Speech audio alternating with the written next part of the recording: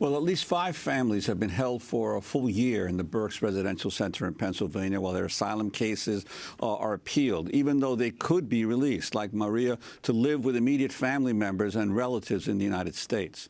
Senator Bob Casey, a Democrat from Pennsylvania, recently wrote a letter to the Department of Homeland Security head Jay Johnson saying, quote, "The women and children currently in detention in many instances have come here from some of the most violent nations on earth, often escaping rape, murder, and domestic assault. These families deserve a fair opportunity to seek asylum. They do not deserve to be treated as criminals." Casey's staff is set to visit Berks as early as this week, possibly with staffers from other offices. Well, to discuss the indefinite detention of asylum-seeking women and children at the Berks County Residential Center, some as young as 2 years old, we're joined by Bridget Cambria, an immigration lawyer who represents Maria and many of the families detained at Berks, as well as Dr. Alan Keller, expert in the evaluation and treatment of detained immigrants and asylum seekers. He visited Berks in August to observe the families there. He's director and co-founder of the Bellevue NYU program for survivors of torture and serves as a primary care physician for many patients in the program. He's also a member of the International Advisory Board for Physicians for Human Rights, as well as assistant professor at New York University School of Medicine. Bridget Cambria, let's begin with you. More on Maria. React to what she said here as she sat there with this, I don't like to say ankle bracelet. I mean, this is a monitoring metal ring around, shackle around her leg.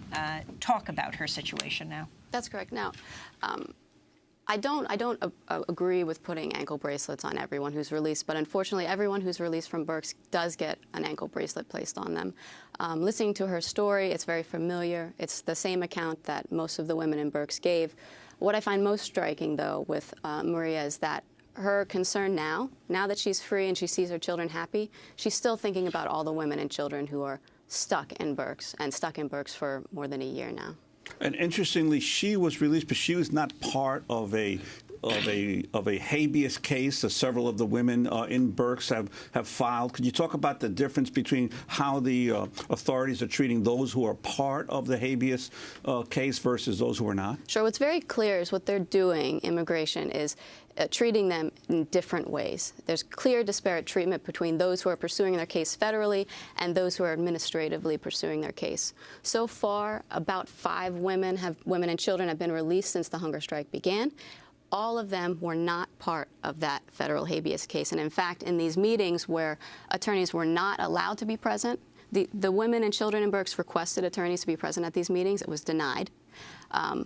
At that meeting, they were specifically told, if you were pursuing your case in the federal court, we could not help you. Anyone who was outside of that case, however, though, was talked to, and several were released because of that.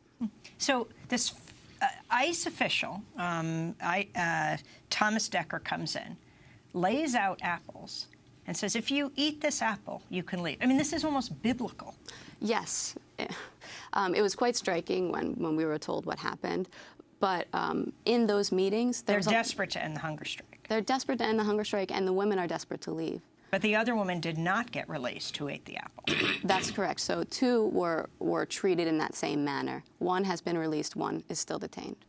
And Dr. Carroll, I'd like to ask you about Maria's account, especially this whole issue of what amounts to basically sleep deprivation going on with the women and their children, and what your sense of what's going on there as a medical doctor. Right. So I went to Berks at the request of Bridget and her colleague Carol Ann Donahue, who are the attorneys representing these women. And frankly, one of the great stories, I think, in this whole travesty is attorneys like Bridget and Carol Ann and others across the country have really stepped up to provide pro bono services. So I went to do evaluations and apply my expertise as a physician who's cared for survivors of torture and trauma for over 20 years. And what I found was really quite striking. This group of women and children who have been kept in the equivalent of indefinite detention, that is, not knowing when or if they're going to be released, when or if they are going to be deported, are horrifically traumatized by these experiences. We are causing harm by keeping these women and children, many of whom, most of whom, fled not because they wanted to, but as one woman said to me, because they had no choice. They were fleeing for their lives.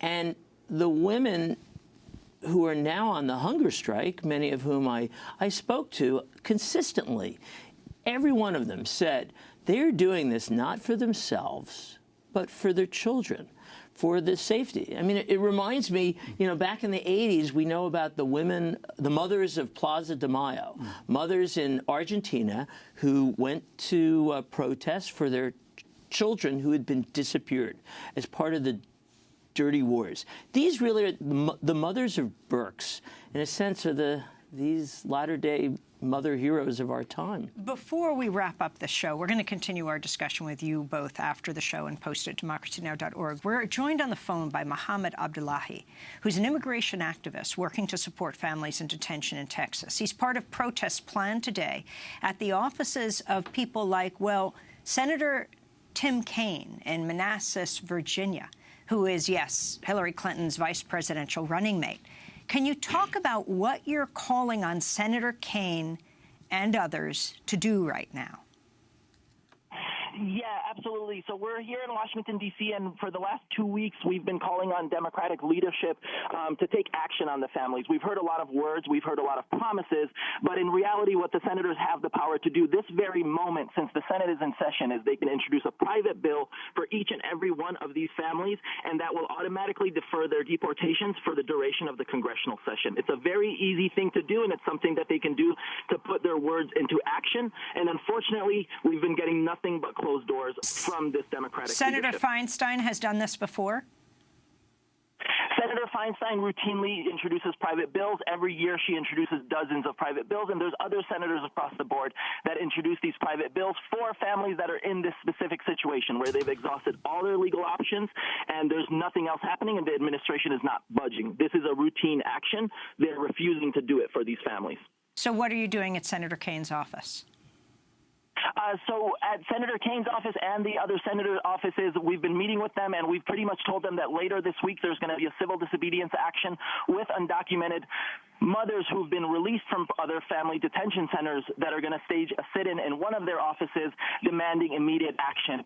At this very moment, we're looking at Senator Leahy's office, we're looking at Senator Sanders' office, and Senator Warren's office, all where we have families that are detained at Berks that have lived half of their lives as children in this jail, and we're going to ask them for action. And so the senators need to be aware that we are going to get action, and they need to step up and be champions for these families. And you're picking these particular senators because there are folks detained who are from their states? Absolutely. We have families that are from Boston. We have families that are from Vermont. We have families from California. And, yeah, these are offices that they're not doing what they are saying in the press that they're doing, that they stand behind these families. You know, words are great, but when you can introduce a private bill that will stop their deportation this very moment and you're refusing to do that, you know, people need to know. Mohammed Abdullahi, we thank you for being with us. We will certainly follow what happens at that action at Senator Kaine's office. Dr. Alan Keller, thanks for being with us. And Bridget Cambria, immigration lawyer representing many of the families detained at the Berks County Residential Center in Pennsylvania. We'll do part 2 of our interview after the show and post it at democracynow.org. Special thanks to Democracy Now!'s Renee Feltz as well as Laura Gottesdiener.